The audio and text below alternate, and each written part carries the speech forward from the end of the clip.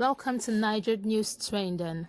The voice note you're about to listen to was covered by a journalist who claimed to be in the burial ceremony of the Nigerian President Muhammadu Buhari in Saudi Arabia. In the video, he has everything, so watch and subscribe to this YouTube channel. Watch. MORO. Hello. So the whole scenario is that President Muhammadu Buhari, he died on the 19th of February. On the 19th of February, please, those analysts, if you can take notes, take pen and your paper and note these things down. Note them down carefully. I'll be giving a specific things here, specific details right now. Okay, number one, President Muhammadu Buhari died on the 19th of February, the year 2017. He died in Newcastle, in Freeman Hospital, Newcastle. He died as a result of heart problem, heart disease, which the Nigeria presidency failed to disclose.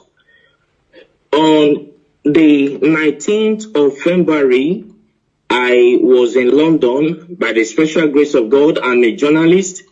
I work with one of the Nigeria broadcasting station and one of the leading Nigeria broadcasting stations. So I covered the event in London. He died in Freeman Hospital, Newcastle. I was there. I covered the event. Then, you know, Muslim, they don't embalm people. So on the 20th of February, he was flew in to Saudi Arabia where he was buried. I was there live and I covered the event where Aisha Buhari put on white attire. I think you are with me. Go ahead.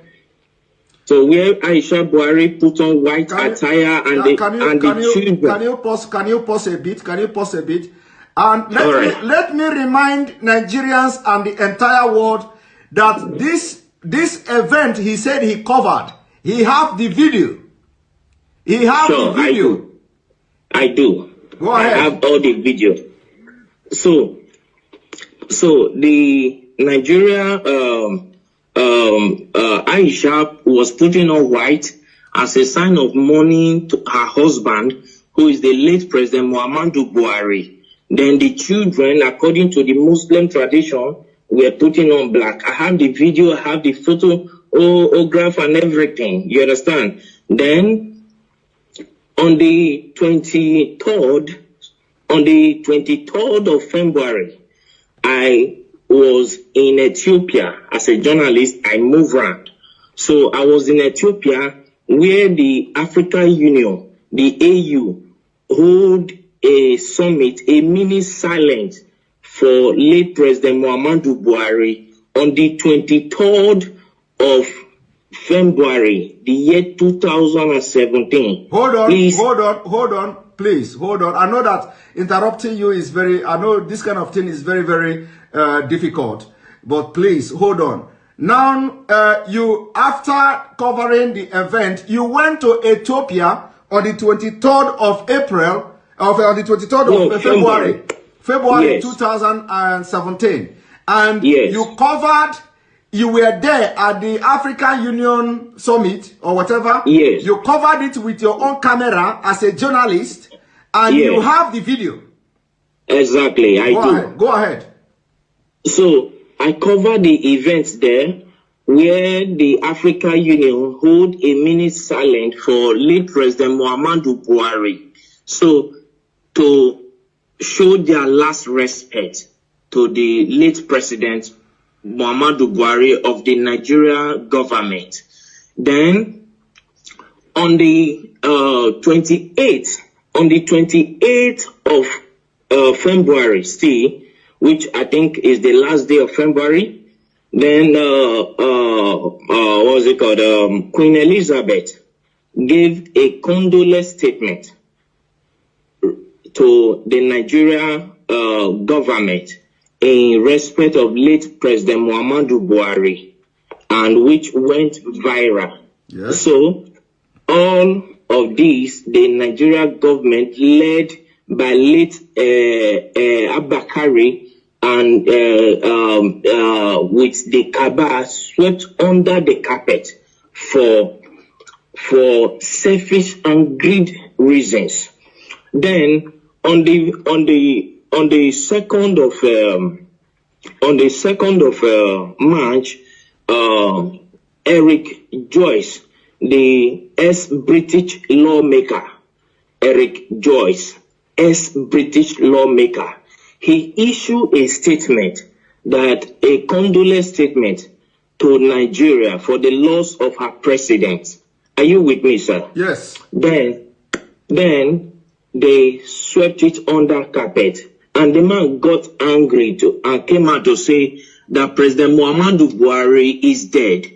If President Muhammadu Buhari if they think he is lying, that they should come out to challenge him. You understand what I'm saying now? Yes, They should come out to challenge him in the court of law, that he will come out with every evidence to prove that Muhammadu Buhari is dead. As I talk to you since 2017, till this minute, nobody from the Nigerian government all across the nations of the earth came up to challenge Eric Joyce, the ex-British lawmaker. That went by. Then on April 17th, one American journalist by name Mark Smith, he came up to say that the corruption going on in Nigeria is unbearable, that he can only imagine how the Nigerians are surviving in that country, that there is corruption everywhere. You understand? So we just talked over all this. But what actually prompted me to come up to this tonight is, one, the Nigerian youth have been suffering 60 years of independence, 60 years of suffering and smiling, and yet the government is taking them for granted. Now the Nigerian youth, they came up to say, no, enough is enough. We don't need this anymore. Let's put an end to this. All what they could do was to send the military to fire them. If they think maybe I am lying, let Aisha Buhari, the wife of the late President Buhari, come up to tell me that the imposter parading himself as the Buhari is her husband. If I am lying, okay, hold it there. First of all, I want you to tell me, because you are one of the best journalists, but people don't know. Like I said, you don't need to mention your name. You don't also need to mention the Nigeria TV station where you work and all that. So now during the time when this man died, I want you to tell me, what did you do? Like, did you contact anybody in Nigeria, like any prominent politicians, and who is the person and what did you discuss?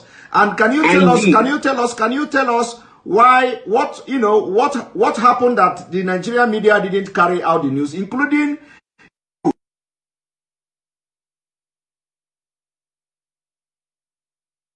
fortunate that Abakari is dead. Abakari did not die of COVID-19. Coronavirus did not kill him. They masterminded his death. That is number one. I have proof for everything I'm saying, because I am a media personnel, and for me to say whatever thing, I know I can prove it anywhere on the earth. You understand what I'm saying? First and foremost, when after that we came to Nigeria and we tried to publish the news. Let me state categorically, I don't want to mention the name of the broadcasting this thing I work with. Don't mention it. Our firm was suspended by the National Broadcasting Commission, NCC, NBC, National Broadcasting Commission, suspended our firm, our broadcasting station from airing because we carried the news. Because then you were, apart from that, because they know, they have information that you were there. You were there, yeah, and you followed everything. So when you came to Nigeria, they suspended you from, they suspended your pay. So I'm coming to that, sir. Coming to that, sir. Let's not rush it.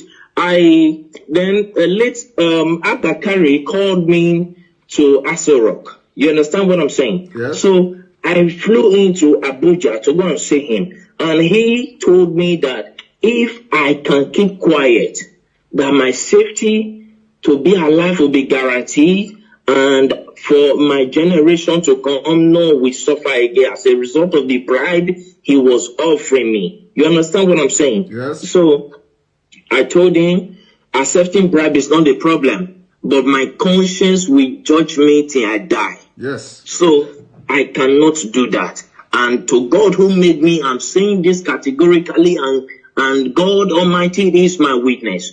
I did not take a dime from him. So I left. Then I called Bola Tinubu Asiwaju, the Lagos State richest man on earth. Let me use the word. So I called him on his MTN line. I can call the line now, the MTN line that I use in reaching him. I can say it here. The number is 080-622-40104. That is the number I use in calling Bola Tinubu Asiwaju. So I called him on phone to tell him about the development, and he came up to tell me that I should shut up, I should keep quiet, and so many other trash and nonsense that he told me that at the end of the day I was suspended from my work. You understand? As a journalist. Okay, hold it there. So you called Bola Ahmed Tinubu to tell Tinubu, of course you normally call him too. This is not the first time you are calling him, by the way. We normally communicate. Okay, so you called him on this number you called now, 080-622-40104. Yes. And then he tell you to shut up and tell you a lot of things. He specifically, I can still remember, I still have the record of that conversation. You understand? Because as a journalist, you keep record of things, because years to come you might need it. You understand me? Okay. So I still have the record of that conversation. So when I called him, he told me that Nigeria is not like other countries. That Nigeria hymns of affair revolve and must continue to revolve around the cycle. You understand now? He told me that it must continue to revolve around the cycle, that the system of governance in Nigeria is different from every system of governance in the world, on earth, that in Nigeria transparency is something that they don't toy with, that they try to hide everything, that it's not everything the masses must know. It's not everything the masses, the people of Nigeria must be aware of. Are you getting what I'm saying, sir? Yes, yes. So he told me, and he offered me money too. He offered me a bribe. He said as long as I kept quiet, then I called the vice president too, Yemi Osibanjo. You called the vice president too. Okay. Yes, I have his contact, but I for security reasons I wouldn't want to disclose his contact to the public. You understand what I'm saying? Yes, go ahead. If you needed one, I can give it to. No need. Just go ahead. No need. So I called Professor Yemi Osibanjo. I called him. I went to his office to meet him in Aso Rock in Abuja. So when I got there, and I told him, sir, we understood, because I was the one that covered that news. I'm from so place. I introduced myself to him, and he welcomed me. He sat me down. I told him this according to the law that I know, because my father is in Nigeria. You understand me now? My father is in Nigeria. My mother is from the British. Is from England. So I I told him that according to the laws that are known in Nigeria, when the president died, the vice president automatically will become the president. You understand? As a way of moving the country forward. He said that the Nigerian government is not run in that system.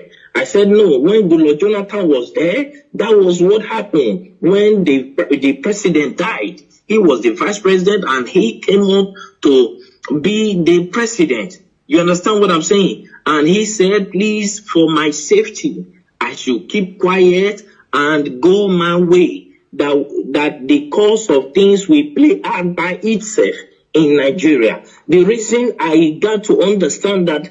Can you pause a little bit, please? I know that this is very difficult, when I'm, pausing you all the time. So, is it that because of the way you have actively trying to air this news was the reason why you were suspended and sacked or something? I wasn't sacked, sir. I was suspended. Okay, you were suspended. Okay. So was it the reason? Was it the reason you were suspended? Yes. Okay. All right. Go because ahead. I told them that I will publish it.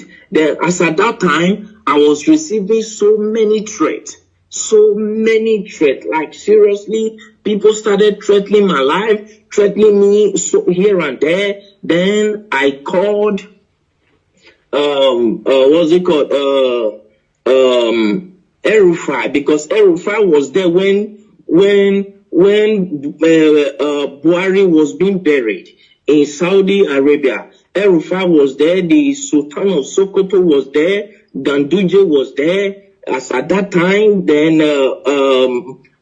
about 10 or 11 persons, prominent people from Nigeria were there, including other people who came to the burial ground. But the people that were there, El-Rufai was there. The Sultan of Sokoto was there. You understand what I'm saying now? Yes. So when they were buried him in Saudi Arabia, and they started threatening me. As at that time, they threatened me. Because I told them I will publish the video. You understand what I'm saying? Yes. And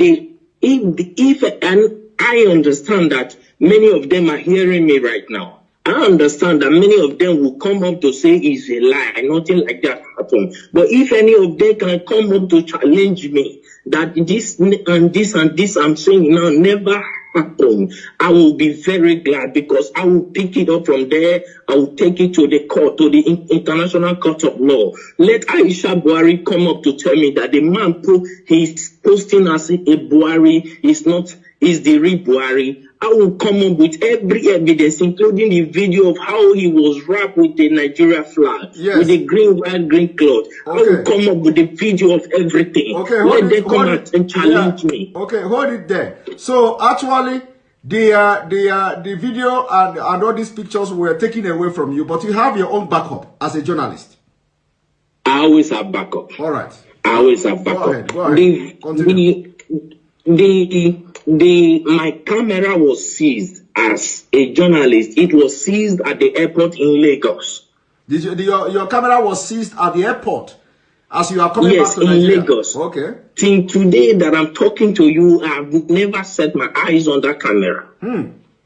But you have backup. You understand what they didn't know that. You know they are Of course, I have all my backup. Even this evening, I was going through the backup. I was playing all of them. I was going through them again. So if they want to debunk this thing, I'm saying that it's a lie. Nothing like that happened. How come the AU, the Africa, our presidents, had a minute silent for them? As at that time, I could remember I called the president of Ghana on this issue. The president of Ghana told me that it is not in their interest that if the people of Nigeria cried out for 30 days. That is when they will take up the case, that the AU will take up the case. As long as nobody has cried out, that it is assumed that they understood what is going on, that in Nigeria is not Ghana. That is what the president of Ghana told me. You understand what I'm saying now? Yeah. I understand that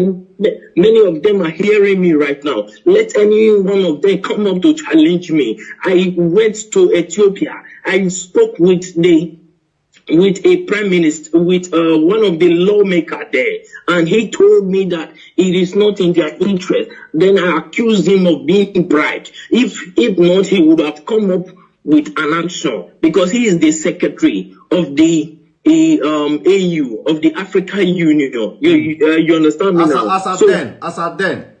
Yes, as at that time. So I challenged him. I accused him that they have been offered bribe, and he told me that he has never received any bribe from Nigeria, though many of them are coming with proposal. But whether he later accepted bribe, I don't know. You understand what I'm saying now? But the truth is this: Buhari is long dead in Freeman Hospital in Newcastle in London on the 19th of February, the year 2017. He's dead. Buhari is dead. He was buried in Saudi Arabia. Nobody can tell me that he's still alive.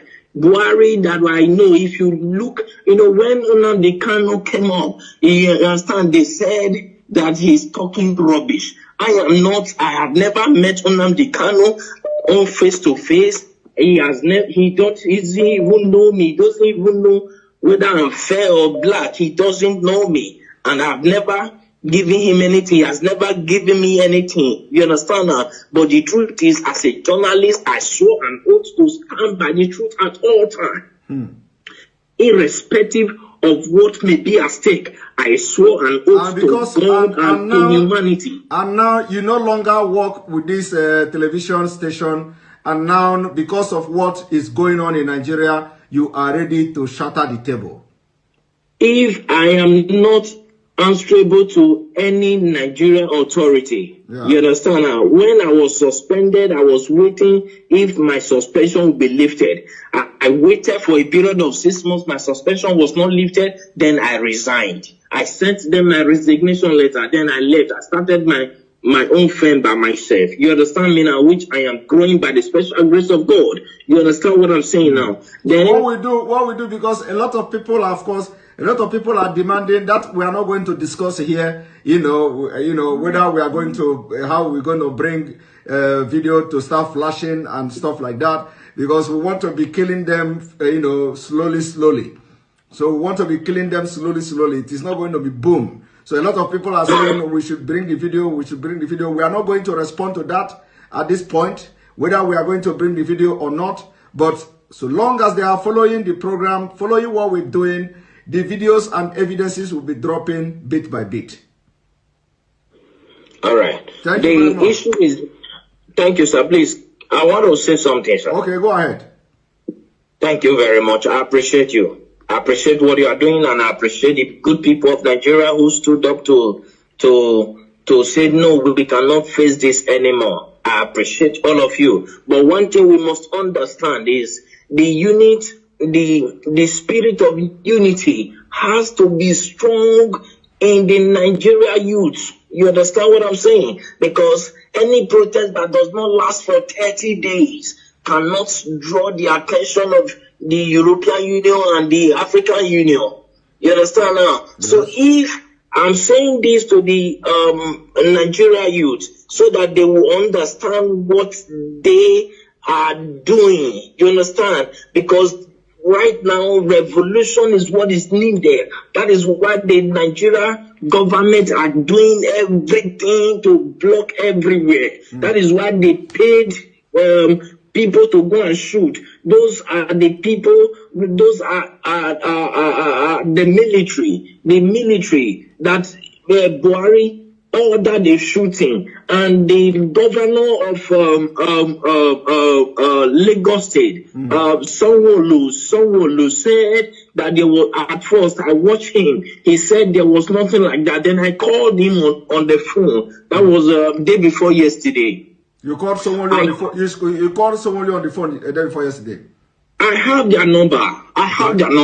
I called him on the phone and I asked him, why are you saying this? It is obvious across the nations of the earth. Why are you saying this? People will come after you. The Nigerian youths that I know there are calm, but when you toy with their simplicity, they will come after you.